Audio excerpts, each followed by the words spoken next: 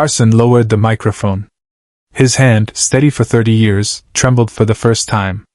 The audience didn't understand yet. Neither did Doc Severinsen, whose trumpet stayed frozen mid-gesture. Ed McMahon's smile faded as he watched his friend's eyes glisten under the studio lights. It was May 22, 1992. The final episode of The Tonight Show starring Johnny Carson. And nobody knew that the last joke would never be finished. The cameras kept rolling. They always did. But this time, they were capturing something nobody had written in the script. Something 30 years of television had been building toward. A single tear began to form in the corner of Carson's eye, and in that moment, the king of late night became just a man saying goodbye. How did we get here? The night had started like any other Thursday. Studio One at NBC Burbank hummed with the familiar energy of a live taping. The band warmed up, playing soft jazz as the audience filed in. The rainbow curtain, that iconic backdrop that had framed thousands of monologues, hung perfectly in place. Stagehands adjusted lights. Producers checked their clipboards. Everything was routine. Everything was normal. Except it wasn't. Because everyone in that building knew this was the end. Johnny Carson had announced his retirement months earlier. 30 years. 4,531 episodes. More guests than anyone could count. He'd interviewed presidents and poets, comedians and criminals, movie stars and ordinary people who became extraordinary under his spotlight. He'd shaped American culture from behind that desk, one monologue at a time. And tonight, it would all be over. Backstage, Carson stood alone in his dressing room. The walls were covered with photos. Dean Martin, Betty Davis, Robin Williams, Muhammad Ali, Carl Sagan. Faces that told the story of 3 decades. On his desk sat a stack of cue cards, the handwritten jokes that would carry him through his final monologue. He'd read them earlier that afternoon, rehearsing each beat, each pause, each punchline. But there was one card he kept separate. One he'd written himself, in his own handwriting. Nobody else had seen it. Not the writers. Not the producers. Not even Ed. But what Johnny Carson didn't know was that he would never get to read that final card. Because something was about to happen that no amount of preparation could have scripted. The stage manager gave the 5-minute warning. Carson straightened his tie, a burgundy silk one he'd chosen specifically for tonight. He took a breath. Then another. Through the mirror, he could see the photo taped to the corner of the frame. His son, Ricky, who had died in a car accident in 1991. The loss was still fresh. The wound still open. Carson touched the photo gently, just for a second. Then he walked toward the stage. Doc Severinsen struck the opening notes. The audience erupted. Johnny Carson stepped through the rainbow curtain one last time, and America watched. 60 million people tuned in that night. More than had watched the moon landing. More than any Super Bowl. They came to see the man who had been their companion through assassinations and celebrations, through wars and weddings, through every major moment of modern American life. He'd been there, every night, making them laugh before they went to sleep. The monologue began. Carson delivered joke after joke with the precision of a surgeon. The audience laughed. They always did. He made fun of politicians, of current events, of the absurdities of daily life. His timing was perfect. His delivery flawless. This was what he did. This was who he was. The man who could find humor in anything. The man who made America smile. But then, something shifted. Carson reached for his next cue card. The one he'd kept separate. The one he'd written himself. His hand paused over it. He looked at the audience. Really looked at them. Not as a crowd, but as individuals.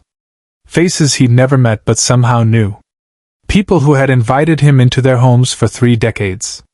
People who had trusted him with their nights. He picked up the card. Glanced at it. And then, something nobody expected happened. He put it down. Subscribe and leave a comment, because the most powerful part of this story is still ahead. The studio fell into a strange silence.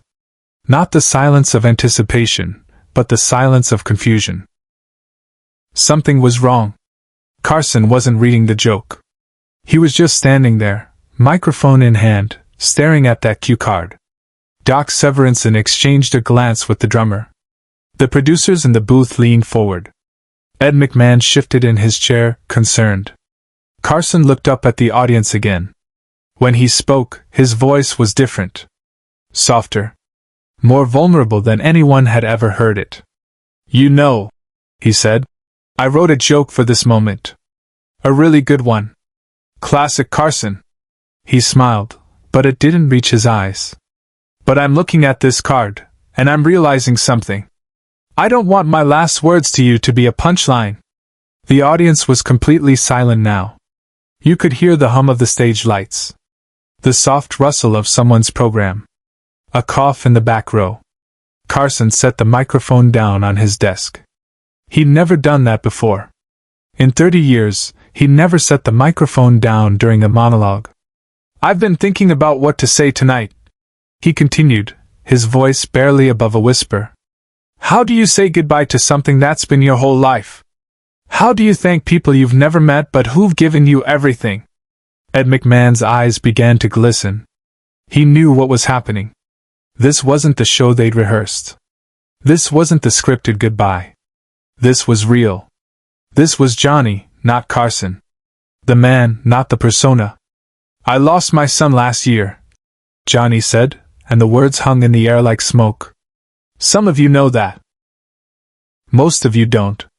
But I thought about him a lot while writing tonight's show. About what he'd want me to say. About what matters." A woman in the front row wiped her eyes. Then another. The emotion was spreading through the studio like a wave. Even the cameramen, professionals who'd seen everything, felt their throats tighten.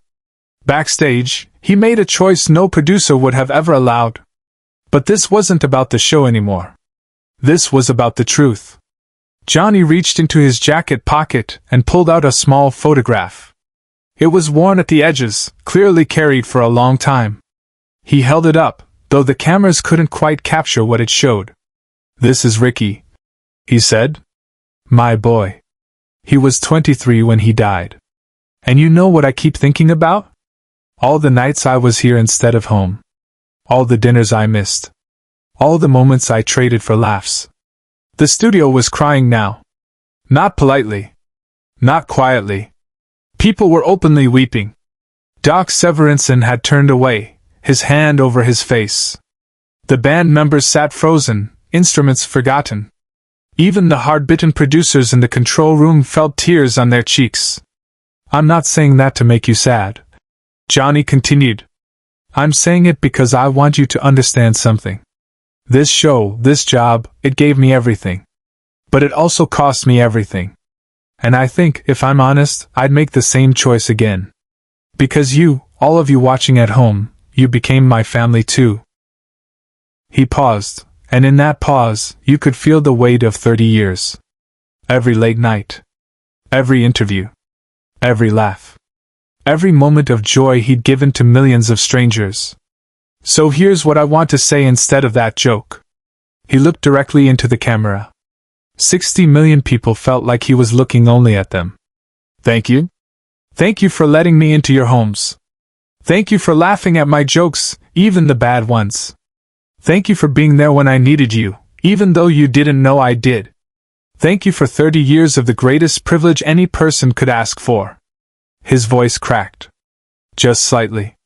Just enough. "And please, if you take anything from tonight, take this: don't miss the moments. Don't trade the real for the performance. Don't wait to tell people you love them. Because one day, you'll be standing where I'm standing, looking back, and you'll wish you had more time." But this was the moment no one in the studio, nor anyone at home, ever saw coming. Johnny Carson, the man who never showed weakness, who maintained perfect composure through every crisis, who made a career out of controlled emotion and precise delivery, began to cry. Not dramatically. Not performatively. Just honestly. Tears rolled down his cheeks, and he didn't wipe them away. The audience rose to their feet. Not in applause, but in solidarity. They were crying with him. For him. The ovation that followed wasn't about celebrating a career. It was about sharing a moment of pure, unfiltered humanity. Doc Severinsen began playing. Here's That Rainy Day. Soft and gentle. The perfect melody for goodbye. Ed McMahon stood, walked over to Johnny, and put his hand on his friend's shoulder. No words. Just presence. Just brotherhood. The two men who had shared a stage for 3 decades stood together in silence while America watched. Johnny finally picked up the microphone again. His voice was steady now, washed clean by tears. I want to show you something, he said. He held up that separate cue card, the one with his handwritten joke. I was going to end with this. It was going to be funny. It was going to be perfect. But instead, I'm going to do something else. He walked over to Doc Severinsen and handed him the card. Doc looked at it, smiled through his tears, and nodded. Then Johnny walked back to his desk, sat down, and looked at the camera one more time. I'm going to end the way I always do. With gratitude. And with this. He opened a small wooden box on his desk. Inside was his father's pocket watch, the one he'd carried to every taping for 30 years. His good luck charm. His connection to where he came from. This was my dad's, he said. He gave it to me when I got this job. Told me, don't waste their time, Johnny. Make every second count. So I tried. I really tried. And I hope, in some small way, I did. He closed the box and set it gently on the desk. So this is it. My last Tonight Show. And I want to thank my band, my crew, my producers, my writers, and especially Ed, who's been my friend through everything. Thank you for making this possible. He paused. One final moment. And to everyone watching at home, in your living rooms, in your bedrooms, wherever you are, thank you for 30 years. Thank you for the memories. Thank you for the laughs. And thank you for letting me be part of your lives. Doc played the final notes. The curtain began to slowly close. Johnny Carson raised his hand in one last wave, and as the rainbow curtain met in the middle, his silhouette disappeared. The king of late night was gone. The era had ended. Share and subscribe. Make sure this story is never forgotten. The aftermath of that night rippled through television history in ways nobody could have predicted. The photograph Johnny showed, the one of Ricky, became symbolic of something larger. Of vulnerability in an industry built on performance. Of truth in a medium designed for entertainment. NBC received over 100,000 letters in the weeks following that final episode. Not fan mail. Something deeper. Personal stories. Confessions. People sharing their own losses, their own regrets, their own moments of clarity. The unread joke on that cue card became legendary. Doc Severinsen kept it, framed it, but never revealed what it said. Some things, he told reporters years later, are meant to stay between friends. The wooden box with the pocket watch was donated to the Smithsonian, where it sits today in the American History Museum. A small placard reads, Johnny Carson's father's watch. Carried to 4,531 broadcasts. A reminder to make every second count. Young late-night hosts study that final episode like film students study Citizen Kane. They watch how Johnny broke every rule of television, the unscripted emotion, the raw vulnerability, the complete abandonment of format. But what they learn isn't about technique. It's about truth. It's about the moment when performance ends and humanity begins. It's about the courage to be real when everyone expects you to be perfect. David Letterman, who took over The Late Show the following year, kept a photo from that night in his office. Not of Johnny at the desk, but of the audience. Look at their faces. He'd tell his staff. That's what we're really doing here. We're not just making people laugh. We're connecting. We're being human together. The ratings for that final episode remain unmatched. 60 million viewers. But numbers don't tell the real story. The real story is in the letters, in the memories, in the way people talk about where they were that night. I was watching with my father. They say. I was in college. I was deployed overseas. I watched it alone and cried. Everyone remembers. Everyone was changed. In 2005, when Johnny Carson died, those who had been in the studio that final night gathered again. Not for publicity. Not for cameras. Just to remember. They stood in Studio 1, which had been preserved exactly as it was.